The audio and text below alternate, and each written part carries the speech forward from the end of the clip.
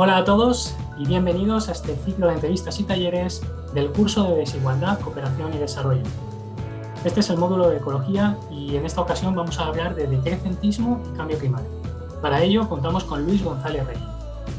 Luis González Reyes es doctor en Ciencias Químicas por la Universidad Complutense de Madrid, socio fundador de la cooperativa Garúa, trabaja en la Fundación FUEM para la Educación Ecosocial y es miembro de Ecologistas en Acción, donde además fue coordinador de confederación durante 9 años. Es autor de 10 publicaciones, 10 libros, que tratan de temáticas distintas pero relacionadas con el ecologismo social, que es donde él lleva décadas desarrollando su labor profesional. Y es por ello que le tenemos aquí. Hola Luis, ¿qué tal? ¿Cómo estás? Hola, pues nada, muchas gracias por la invitación. Un placer De nada, volver a este encantados. curso otra vez después de tantos años. Sí, es cierto. Encantado de tenerte aquí de vuelta. Vamos a hablar de decrecentismo y cambio climático. Creo que el cambio climático a estas alturas no hace falta definirlo, todos tenemos más o menos un concepto o manejamos el término. Sin embargo, sí me gustaría empezar por hablar de cuál es la situación ambiental actual. Bueno, pues yo diría que la situación ambiental actual es una situación que nunca antes se ha conocido, desde luego la humanidad, pero que muy pocas veces se ha conocido en la historia de la vida de la Tierra. Es una situación en la que tenemos un grado de extralimitación muy fuerte, no en un territorio concreto, sino en el conjunto del planeta, y ya digo, además, con unos grados de extralimitación muy fuertes, ¿no? Podríamos hablar de por lo menos 4 elementos ambientales muy importantes para definir el momento en el que vivimos. Uno sería una crisis energética de primer orden. Nuestras principales fuentes energéticas, los combustibles fósiles, están dejando de estar disponibles como lo habían estado hasta ahora, de manera abundante, sencilla y bueno, y de alguna manera disponibles, ya digo, pues para todo el desarrollo económico, social de nuestras sociedades. No solamente empiezan a dar síntomas de agotamiento los combustibles fósiles, sino también un montón de recursos minerales, de recursos materiales indispensables también en el funcionamiento de nuestra economía. Por si esto fuese poco, que no es poco, además tenemos 2 elementos que son probablemente más importantes desde el punto de vista de cómo va a ir evolucionando la vida y por lo tanto cómo vamos a ir evolucionando las sociedades humanas, que a fin de cuentas somos un trocito del conjunto de la vida en el planeta. Uno de esos elementos es la pérdida de biodiversidad. Ahora mismo se están extinguiendo especies a un ritmo similar a la última gran extinción de vida que hubo sobre el planeta, la de los dinosaurios. Y claro, una sociedad como la nuestra, que es ecodependiente, es decir, que dependemos de un montón de funciones ecosistémicas, pues para poder llevar a cabo pues, la fertilización de nuestros campos, el mantenimiento de la tierra, ¿no? De una tierra fértil, la polinización, la depuración de aguas, de aire y un largo etcétera, de los que dependemos de ese entramado ecosistémico. Bueno, pues este entramado se está rompiendo fruto de esa pérdida de biodiversidad masiva. Y el último elemento tendría que ver con la emergencia climática, con el cambio climático, que si bien es una realidad que estamos viviendo en la actualidad, ya es algo que existe y que tiene impactos sobre nuestras vidas y también sobre nuestras economías y nuestros órdenes sociales, pero bueno, puede tenerlos mucho más. El sistema climático no es un sistema lineal, sino que es un sistema, como todo sistema complejo, en el que a partir de una serie de umbrales se pueden disparar toda una serie de actividades, una serie de bucles de realimentación que hagan que nuestro equilibrio climático se parezca cada vez menos al del Holoceno, que es el que tenemos como característica en los últimos 10.000, 12.000 años, y evolucione hacia otro nuevo equilibrio climático notablemente más cálido y que desde luego pues sería desastroso, ¿no? Para lo que es cualquier tipo de orden social que se quiera parecer mínimamente a lo que tenemos en la actualidad. Así que una situación de crisis ambiental pues de una gravedad muy importante y de unos impactos muy fuertes sobre nuestras vidas. ¿Hay solución para esta situación ambiental o qué podemos hacer actualmente para intentar solventarlo? Porque llevamos muchos años, sobre todo en las grandes políticas, estas convenciones internacionales en las que se llegan a acuerdos que luego no se traducen en nada. ¿Realmente podemos hacer algo a día de hoy a nivel personal para cambiar esto? Bueno, yo plantearía 2 aspectos de esa pregunta. La primera, porque muchas veces cuando lo que se plantea es ¿hay solución a los problemas que tenemos? Básicamente lo que se quiere decir es ¿vamos a poder seguir viviendo más o menos como estamos viviendo hasta ahora, ¿no? Pues haciendo algunos ajustes y demás. Y yo diría claramente no. No hay una solución que nos permita tener nuestro entramado de producción y consumo globalizados, nuestros consumos altamente energívoros, altamente consumidores de distintos materiales, con unos impactos muy fuertes sobre el entorno. No los hay, no los hay. Pero es más, iría más. no tenemos ya ni tiempo siquiera de hacer una especie de transición ordenada. Si esta conversación, en vez de estarla teniendo en el 2021, la hubiéramos tenido en 1970 o a lo mejor incluso en 1980, pues podríamos decir, bueno, tenemos todavía un margen de un tiempo para poder hacer esas transiciones más o menos ordenadas, ¿no? Y meternos dentro de los límites del planeta. Pero es que estamos en el 2021, un año pues caracterizado pues por una pandemia que tiene detrás una pérdida de biodiversidad, por unos incendios con una virulencia y una extensión que no se conocían, ¿no? En Siberia, en Australia, pues por unas olas de frío o unas olas de calor, ambas muy relacionadas con el calentamiento global, pues por ejemplo con casi 50 grados en Canadá, ¿no? O con tormentas de frío pues que se conocían muy pocas veces en España en este invierno, ¿no? Y así un largo etcétera de elementos que nos dicen es que esto está sucediendo ya. No es que vaya a suceder, es que está sucediendo ya. Así que yo creo que lo que no podemos hacernos es faltas esas expectativas, ya digo, de poder mantener nuestro entramado pues más o menos como lo que tenemos, porque a fin de cuentas somos ecodependientes y si nuestro entorno está modificándose de forma importante, pues nuestras sociedades también lo van a tener, pero es más, no tenemos tiempo ni siquiera de hacer unas transiciones ordenadas. ¿Eso qué quiere decir? ¿Que no podemos hacer nada? No. A esa otra parte de la pregunta podríamos decir, podemos hacer muchas cosas. Es más, debemos hacer muchas cosas, por lo menos en un doble sentido. Una primera parte es que sí, efectivamente tenemos una crisis ambiental que en gran parte ya es insoslayable, hay situaciones que no tienen vuelta atrás, por lo menos no tienen vuelta atrás en los próximos milenios, que a efectos de nuestra vida es que no tienen vuelta atrás, ¿no? Pero eso no quiere decir que no tengamos escenarios peores que pueden venir. Bueno, a nivel climático estamos ahora en el punto en el que o se han activado ya los bucles de realimentación positivo que nos lleven a otros escenarios climáticos o están a punto de activarse. De manera que es muy importante, es muy perentorio poner en marcha medidas de mitigación del cambio climático, pues que de alguna manera reduzcan las concentraciones de CO2 en la atmósfera y obviamente primero empecemos por dejar de aumentar esas concentraciones, de emitir esos gases, porque si no la cosa puede ser notablemente menor. Así que podemos hacer mucho en el sentido de intentar que la situación no se degrade más y nos va mucho en ello que no se degrade más. Pero podemos hacer cosas también en otro sentido distinto. Y es que cuando un orden social se viene abajo y nuestro orden social se está viniendo abajo, otros necesariamente van a surgir. Es inevitable. El ser humano es un ser pues tremendamente social, vivimos en sociedad, somos interdependientes, no solamente codependientes, sino también interdependientes, necesitamos de las personas, pues de alguna manera para tener vidas dignas y esto hace que irán surgiendo otras organizaciones sociales. Bueno, en la medida que las prefiguremos, que las vayamos conformando ya, que las vayamos creando, bueno, pues tendremos más posibilidades de que esas organizaciones sociales se parezcan más a organizaciones democráticas, sostenibles, justas, que a todo lo contrario. Es decir, del desmoronamiento de nuestro orden pueden surgir órdenes muy diferentes y tenemos capacidad de influir en cómo son esos órdenes y de conseguir pues, que de este desastre, porque vivimos en una sociedad que es un desastre desde el punto de vista social y desde el punto de vista ambiental, pues construyamos, no sin esfuerzo, no sin conflicto, no sin complicaciones, pues sociedades en las cuales la vida merezca mucho más la pena de vivir. Entonces entiendo que hay una relación íntimamente ligada entre el desarrollo que hemos llevado hasta ahora, o por lo menos en los últimos siglos, y estas variables ambientales o esta situación ambiental, ¿no?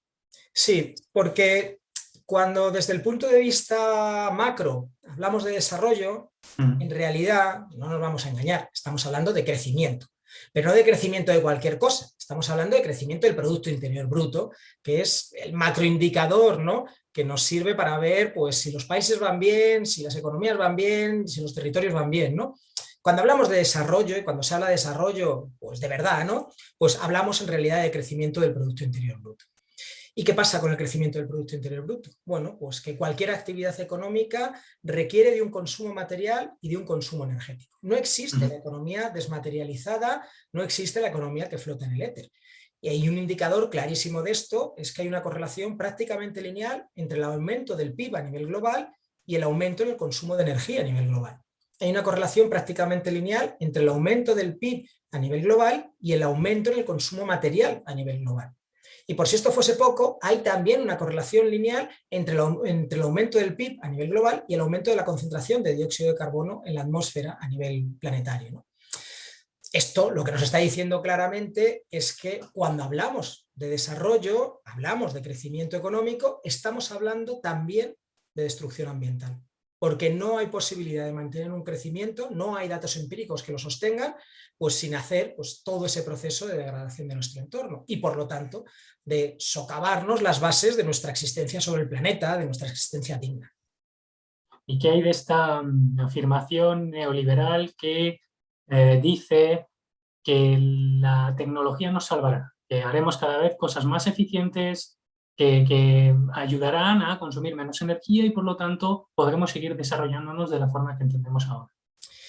Bueno, si yo tuviese que decir un gran mito que tiene nuestra sociedad, ¿no? Y digo mito con conciencia de que digo mito, en el sentido de que hay detrás poco pensamiento científico y mucho pensamiento mágico, diría que es este que denuncias, ¿no? Esto de que la tecnología nos va a salvar. Porque la cuestión no es si va a haber o no va a haber desarrollo tecnológico, que obviamente desarrollo tecnológico habrá. La tecnología, o mejor dicho, la técnica es algo que ha acompañado al ser humano a lo largo de toda su existencia y que nos acompañará en el futuro y que seguirá evolucionando y que seguirá habiendo cambio. Pero lo que hay detrás de ese pensamiento, de ese planteamiento, no es que vaya a haber desarrollo tecnológico, sino que vamos a descubrir justo lo que necesitamos, justo en el momento que necesitamos, y que además esto va a ser extensible a nivel universal pues para el conjunto de la población, para que, bueno, pues ya digo, con un pensamiento que para mí es bastante mágico y poco científico, pues salvarnos de lo que tenemos por delante. Así que la cosa no se trata en decir que la tecnología no va a cumplir un papel dentro de los procesos de cambio que se van a llevar a cabo, que indudablemente lo va a cumplir, sino ver pues, cuáles son esos límites. Y necesitamos entender esos límites, porque la tecnología tiene límites. Tiene límites que tienen que ver con su propio paradigma, pues el método científico pues, ha ido desarrollando pues, una visión mecanicista, una visión lineal de lo que son los procesos de cambio en la naturaleza, pero la naturaleza no funciona así. La naturaleza es orgánica, la naturaleza tiene una mirada holística y desde luego es profundamente indeterminista. Eso la propia ciencia lo ha desmentido a sí misma, aunque su funcionamiento sigue teniendo de alguna manera esas miradas. Nuestro sistema científico, además, que muchas veces se dice, no, es neutral, ¿no?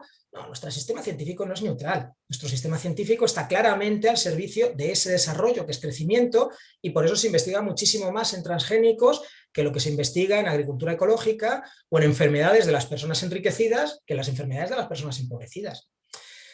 Y me dirías, bueno, pues estos son problemas de la ciencia, pero no son problemas insoslayables, ¿no? Podríamos pensar en una ciencia con esa mirada pues indeterminista, holística, orgánica, ¿no? Y que además esté al servicio de la vida y no al servicio del mercado. No son cambios sencillos, pero vamos a imaginar que los llevásemos a cabo. Aun con todas, tampoco podríamos hacer un desarrollo científico pues, que nos resolviese todos los problemas que tenemos. Y no podríamos hacerlo porque, de alguna manera, la ciencia va encontrando también límites. Tenemos cada vez más dificultades en descubrir cosas nuevas. Esto nos cuesta entenderlo a nivel intuitivo, pero en realidad es lo que está pasando. Por ponerlo con un ejemplo, los últimos descubrimientos relevantes, de verdad relevantes en física, tienen un siglo. La teoría de la relatividad, todo el tema de la física cuántica, eso es de principios del siglo XX. Estamos a principios del siglo XXI, desde entonces se ha investigado una barbaridad, con muchas personas, con un desarrollo tecnológico a máximos, y bueno, pues no hemos conseguido hacer grandes avances, porque la tecnología, como producto humano que es, pues no es ni omnisciente ni omnipotente, sino que es limitada, porque los seres humanos somos limitados y por lo tanto esos descubrimientos pues cada vez nos cuestan más, porque lo que hemos descubierto primero era lo fácil y lo que tenemos por delante pues es cada vez más difícil. Y esto, que lo podíamos ver con el ejemplo este de la física, en realidad se repite en muchos campos. Hay un estudio que a mí me gusta mucho citar y que lo que viene a mostrar es que no inventamos cosas, pero lo hacemos cada vez más lenta. El pico de máxima inventiva no estuvo ni siquiera en el siglo XX, sino en el siglo XIX, ¿no? Para darnos un poco idea de esto. Y otra idea que yo creo que es importante para hablar un poco de los límites, de lo que tiene que ver con la ciencia, es que cuando ahora vemos cuál es el desarrollo científico, no es un desarrollo científico como el que podía haber en el siglo XVIII, o incluso como los que podía haber en el pasado, en el cual la tecnología desempeñaba un papel relativamente secundario o de ayuda. No, ahora mismo la tecnología es central en cualquier tipo de desarrollo científico. Si tú vas a un laboratorio de lo que sea, de física, de biología, de lo que sea, hay un montón de aparataje, un montón de máquinas tremendamente complejas, sin las cuales no hay capacidad de innovación porque lo que tenemos por delante cada vez es más costoso. Bueno, pues esas máquinas no flotan en el éter. esas máquinas necesitan energía, esas máquinas necesitan materiales para su producción, y si estamos diciendo que estamos llegando al límite de disponibilidad material y energética, desde ahí estamos hablando también de límites en el desarrollo tecnológico, no solamente ya en lo que podría ser la inventiva, sino el poder utilizar esas nuevas tecnologías con con maquinarias cada vez más sofisticadas y más complejas de construir, y por lo tanto, pues, con más requerimientos materiales y energéticos detrás, ¿no? Así que con todo esto, pues lo que vengo a plantear es, bueno, pensemos que la tecnología puede coayudar en algunos momentos a los procesos de cambio, pero entendamos que los verdaderos cambios que tenemos que tener no son en el plano tecnológico, sino que son sobre todo en el plano político, en el plano económico o en el plano cultural. Es ahí donde tenemos que incidir, en nuestras formas de relacionarnos entre las personas y con el resto de seres vivos con el planeta, ¿no? Y la tecnología, pues bueno, pues desempeñará un papel dentro de toda esta historia, pero desde luego no nos va a salvar del atolladero en el que estamos. Y por cambiar un poco de tercio y relacionando con esto que acabas de decir, de los cambios políticos y culturales, ¿qué relación hay entre la desigualdad y la variable ambiental? ¿O es el cambio climático, que es un fenómeno global igualitario? Bueno, pues yo diría que hay como tres tipos de relaciones. Hay una primera que es como más estructural, y es que cuando haces un recorrido a lo largo de la historia de la humanidad, pues los sistemas de dominación se entrelazan continuamente entre sí. Los sistemas de dominación, pues a nivel de los seres humanos, pues las relaciones de dominación de clase se realimentan con las de género, se realimentan con las étnicas o se realimentan con las de edad, ¿no? Y que bueno, pues hablamos pues de esta interseccionalidad, ¿no? Que habla de estas distintas desigualdades que se juntan y de alguna manera van en un paquete. Pero es que algo similar pasa con el resto de seres vivos. Es decir, con cómo nos relacionamos con el resto de seres vivos, no desde posiciones pues, de respeto, de igualdad, de alguna manera de integración dentro de los ecosistemas, sino también de dominio. Así que pensar en desigualdades sociales es pensar también en desigualdades entre especies, ¿no? O de alguna manera en impactos ambientales. Son procesos que mentalmente, dentro de los paradigmas culturales, económicos, políticos, suelen ir asociados. Entonces, ahí hay una primera asociación, y digo que tiene mucho que ver con esa mirada cultural, ¿no? Y de cómo entendemos nuestras relaciones con el otro humano u otro no humano. Hay un segundo elemento, y que lo apuntabas en la pregunta, y que es absolutamente determinante, y es que los impactos ambientales conocen de clase.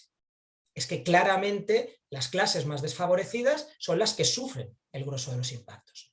Y podríamos decir que lo sufren en toda la cadena, desde lo que es el proceso de extracción, en los procesos productivos, ¿no? Y que, bueno, pues ¿dónde están los mayores extractivismos ahora mismo y dónde están los mayores impactos a nivel pues, de esos extractivismos? Pues claramente en regiones empobrecidas del planeta, pues que no se ha podido resistir ante llevarlo a cabo. Hasta el proceso final.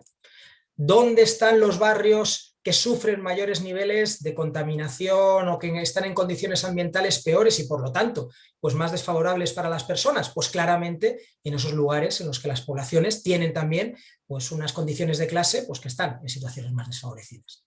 Así que cuando hablamos del cambio climático y de la emergencia climática, tenemos que hablar de que los principales responsables, es decir, pues ese 1% enriquecido que es quien emite el grueso de los gases de efecto invernadero, no son quienes están sufriendo fundamentalmente sus consecuencias, sino que es pues, esa otra parte empobrecida de la población que además es menos responsable de toda esta historia. Y el tercero de los elementos que podríamos hablar para intentar interrelacionar lo que son pues, los procesos de desigualdades con los procesos de degradación ambiental es que en realidad cuando miramos la economía mundo son procesos que están profundamente unificados. Dentro de la economía ecológica hay una regla que se denomina la regla del notario, que trabajó sobre todo José Manuel Naredo, pero también pues, Antonio Valero, y que lo que viene a representar, a intentar representar de forma simplificada, es la economía mundo como si fuese el proceso de construcción de una casa. ¿Qué pasa en ese proceso de construcción de una casa? Bueno, pues que tenemos una primera fase en la que levantamos los cimientos, se produce el grueso del impacto ambiental, ¿no? Es cuando pues, removemos la tierra, gastamos mucha energía, toda esa parte, ¿no? Bueno, ahí es donde está el grueso del impacto, pero es donde está la minoría del beneficio. Quienes hacen eso, los albañiles, cobran en el mercado relativamente poco. Cuando vamos al proceso final de construcción de una casa, ya la tengo construida y voy ante notario, pues para que me firme unos papeles, ¿no? Y que registre la casa diciendo que es mía. Bueno, pues ahí el impacto ambiental pues, no aumenta mucho. Es verdad que el papel tiene un impacto, pero es un impacto relativamente pequeño. pero lo que se embolsa el notario es muchísimo. Bueno, pues esto lo podemos ver desde el punto de vista de la economía mundo. Esas regiones empobrecidas, esos lugares periféricos del sistema mundo, son en los que ahora mismo se están produciendo el grueso de los impactos ambientales, con todos esos procesos de extractivismo, o en los que se llevan pues, muchos de los residuos, por ejemplo electrónicos, que se están produciendo en las regiones enriquecidas, ya digo, en unas condiciones pues, de desventaja clara a nivel económico, y en cambio en esas regiones enriquecidas, pues que parece que hacen poco impacto ambiental, pues porque le dan a procesos altamente tecnológicos o financieros y demás, en realidad están haciendo todo un impacto ambiental acumulado, porque obviamente para que tú inscribas la casa ante el notario, primero has tenido que construirla. Para que tú trabajes con un ordenador, primero has tenido que fabricar ese ordenador y tiene detrás un impacto ambiental muy fuerte, ese proceso de construcción de un ordenador. Así que cuando vemos el sistema de la economía global, de la economía mundo, ¿no? Y la intentamos ver de esta manera simplificada, vemos pues, que nuevamente los impactos ambientales están íntimamente unidos a lo que tiene que ver pues, con los impactos de clase. Y por ponerlo con un indicador claro, mientras los flujos monetarios pues, claramente están beneficiando pues, a los países enriquecidos, cuando miramos la economía global desde el punto de vista de los flujos físicos, no de los monetarios, lo que vemos es que los países enriquecidos somos claramente deudores porque tenemos una importación neta de materiales del resto del planeta que hablan pues, de ese entrelazamiento entre el empobrecimiento y los impactos ambientales. ¿Y qué forma tienen estas clases sociales menos favorecidas de luchar contra el cambio climático? Porque me imagino que cuando se produzca el colapso o el cambio, serán los primeros a los que les afecte. Yo diría que ahora mismo hay dos partidas fundamentales en la lucha contra el cambio climático. Y las dos son, yo creo que perentorias de trabajar en paralelo con ellas. Una tiene que ver con que hay una parte del cambio climático que ya es irreversible. Bueno, ya digo, no es irreversible. En los próximos milenios pues podrá revertir, pero a efectos de nuestras vidas y de nuestros órdenes sociales son claramente irreversibles. Así que hay una parte del cambio climático que obliga a que sobre todo esas poblaciones empobrecidas hagan un proceso de adaptación a lo que van a ser sus nuevas realidades. Y ese proceso de adaptación no tiene que ser un proceso cualquiera. No consiste en, como va a subir el nivel del mar, pues cojo y levanto un muro sobre el mar. Eso en realidad es una adaptación bastante pobre que te va a servir de bastante poco. La adaptación de verdad es adapto mi forma de vida, adapto mi economía, adapto mi cultura, adapto mi orden político, porque en realidad todo está relacionado y todo es un todo, a las nuevas condiciones ambientales en las que se está viendo. Por ejemplo, no voy a reconstruir ese paseo marítimo que una vez más me ha destrozado el temporal de invierno, fruto del aumento del nivel del mar, junto pues, al aumento de estos fenómenos meteorológicos extremos, sino que lo que voy a hacer es sustituirlo pues, por un pinar que lleva hasta la playa, que tiene una capacidad de resiliencia frente a los escenarios que tenemos probablemente mucho mayor que construir otro nuevo paseo marítimo de hormigón. Así que necesitamos ese proceso de adaptación, que sea un proceso de adaptación, ya digo, real, ¿no? Y que nos adapte a las nuevas circunstancias, no desde una perspectiva tecnológica, por más que la tecnología puede desempeñar un papel, sino de reacomodar nuestro orden social a lo que son las nuevas realidades. Y dentro de ese reacomodo, y esto sería como un cabo a la segunda parte, necesitamos no solamente adaptarnos, sino que necesitamos luchar contra el cambio climático. A la vez que hacemos adaptación, necesitamos hacer mitigación. Es decir, necesitamos que no se disparen los bucles de realimentación positiva y que de alguna manera nos metamos dentro de esos márgenes, hasta donde podamos, de medio seguridad climática.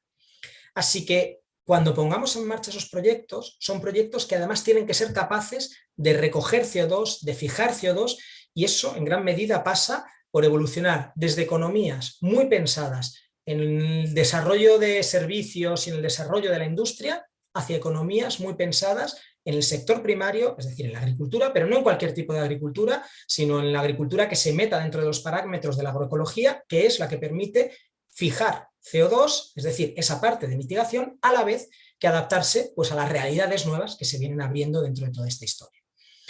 Cuando hablamos de esa parte de mitigación, claramente necesitamos construir esos otros satisfactores que nos ayuden a luchar a la vez contra el calentamiento climático, pero desde luego necesitamos pues, que no se empeore la cosa.